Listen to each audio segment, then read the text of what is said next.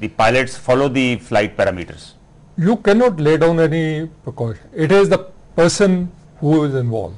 That person has to, obey the rules of the game. So you have to follow and honor those rules. Yeah. Wing Commander, you've been in the Air Force and now you are in the civil. So in the civil, do they follow as strict flight parameters as in the Air Force or in the Army Aviation Corps? The basic parameters, the parameters are same. Air Force and Army have a different way of following them. Civil has got a different, but basically they all oriented towards safety, and they are very, very strict. And if you follow them, this thing, I think it makes aviation is as safe in civil as well in Air Force and Army. But Air Force and Army, because of their operational role, there a lot of legalities which are there in flying in the civil are not there, because they are ultimately gearing up for war and not for legalities. So there the flying operations are much more, I would say the scope is much more, and whatever they do in Air Force or civil will not be able to think about. But you've flown so many prime ministers and chief ministers. Do these VIPs tend to arm twist the pilots? See, even your normal passengers, this thing, if they are getting late, they will pressurize the airline, they'll pressurize the pilot, they'll do a dharna or anything. Anybody who's getting delayed will arm twist you.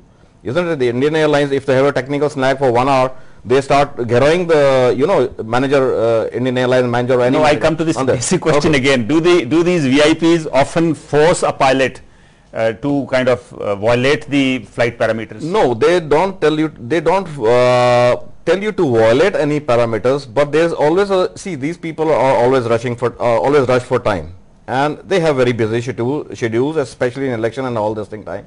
And if they are getting delayed, they do it upsets their schedule, and it upsets them also. But then an experienced pilot is the one who should be able to in a mature way try to explain it to them. It is for your safety that we are doing this thing, and I think most of them then they listen to the reason that. But if any pilot comes under pressure, and there have been a few instances in the past where pilots under pressure have taken off into the weather and paid heavily for it. But in all my years, like I gave you a few incidents, I've had to maybe pacify a few ruffled feathers for getting delayed. Well, I explained to them, it's my life, it's your life. So why is your meeting or your rally or your this thing, is it worth risking your life? When it comes to that, he say, yeah, it's not. So did you ever have to explain that to a pilot prime minister when you flew him?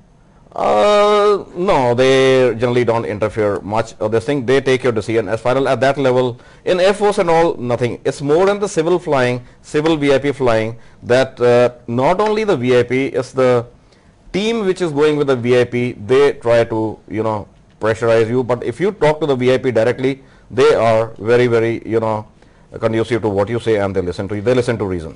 Yes, Brigadier. What he said is absolutely right, but at times what happens, the human angle comes, especially in such cases where you are evacuating a casualty, because I have done a lot. Okay. I understand that. There you tend to take a little bit of risk also, because there's another life at stake. Another life. Have you had to do that? Well, there were times when one can take calculated risks. You have to draw a line between calculated risks and risk. So you can take only calculated risks. Mr. Keri Singh, now talking of maintenance, what kind of servicing schedules do aviation departments follow? There are no such special maintenance servicing schedule which we need to follow for the VIP flying or the non-VIP flying, because all these servicing schedules which are recommended by manufacturers. So on those lines, each and every operator has to make a maintenance program and get it approved from the DGC, and that is based on the manufacturer's recommendation. For each and every. No, why I am asking this is that now, for example, you may have hired one aircraft or a chopper from a particular company. Okay. And if that requires servicing, and at the same time you need to fly the VIP, then what do you do? Then servicing is the priority. Is that how you, Wing Commander? Absolutely. We don't have any relaxations in maintenance. See, like I said, for last 8 years, out of the 18 years that I was in Air Force, last 8 years I was flying the VVIPs in the VIP squadron, and some of the habits from there, we had to fly a zero defect aircraft. So those are the habits which we have carried over to the state government also, whether it's training requirements, whether it's maintenance, or whether it's any other requirements. This thing we are following more or less the same stringent rules and regulations. Wing Commander, in this particular case, there is no evidence as of now of pilot error, but there have been instances where a lot of pilots have erred and that led to accidents. And there's a lot of feeling that perhaps our training of pilots is poor, and there have been even instances of some fake licenses having been found. Fake licenses is a lot of discussion which is ongoing, which you also know, that everybody knows this thing. But as far as training of pilots is concerned, training is an ongoing process. A pilot comes out with a CPL. It's like your but is our training up to the international standards? Because I remember the International Civil Aviation Organization way back in 2006, it had stated that India's technical qualification and training was perhaps the worst. No, I won't say that. There are some very good institutions, private as well as government, like IGRUA and couple of other private institutes which are doing human's job in training the pilots, but there are most of them which would, I will say, need uplift in the infrastructure as well as the standard of the training. That is in the basic stage, but the pilot training does not stop there. Pilot training, then you go on to the commercial aircraft. How that company, trains you for ab initio on the aircraft to a co-pilot stage, then after 4, 5 years, 6 years, when you come up to the captain stage, whether it's general aviation, whether it's airline, the training of the pilot goes on and on and on throughout his life. So you think that the Indian pilot's training is as good as any in the world? Yes, I would say it's good, but we could do with a lot of upgraded infrastructure, which if you go to the foreign flying schools, especially in USA or in Singapore or in Dubai or in Australia, New Zealand, we need a lot of infrastructure upgrade to the flying schools which are exist today. Keri Singh, DGCA is wanting to phase out ask the foreign pilots to go out. What is your view on this? Yeah, that's right. It should be, because if they phase out the foreign pilots, only then the Indian commercial pilot, those who are already trained in India, they can get the job. Whereas the airlines requirement, because as this flourishing of aviation, so they, with the airlines coming up with the number of aircrafts induction, so they need more pilots. So at that time the pilots were not ready with the but now we have enough we have got enough pilots. We have got enough pilots, so but all the airlines has to make such a schedule so that with the phase out they can start inducting Indian pilots and get them trained for the co-pilots as well as pilots. Are Air Force and the Army aviation pilots getting enough of an opportunity in the civil sector? Oh yeah, there are plenty of them. Nanda is in front of you. In fact, most of the senior lot in all the airlines and private companies, they are from the services. In fact, in helicopter fleet, India till about 3 years back did not have a helicopter training school. Yeah. Since now that HAL has started it, and you will find at least I will say 90 to 95% of the helicopter pilots are from Army, Navy or Air Force. Keri Singh, the government has taken certain corrective measures after the Faridabad accident. An independent panel has been created to probe major aviation accidents.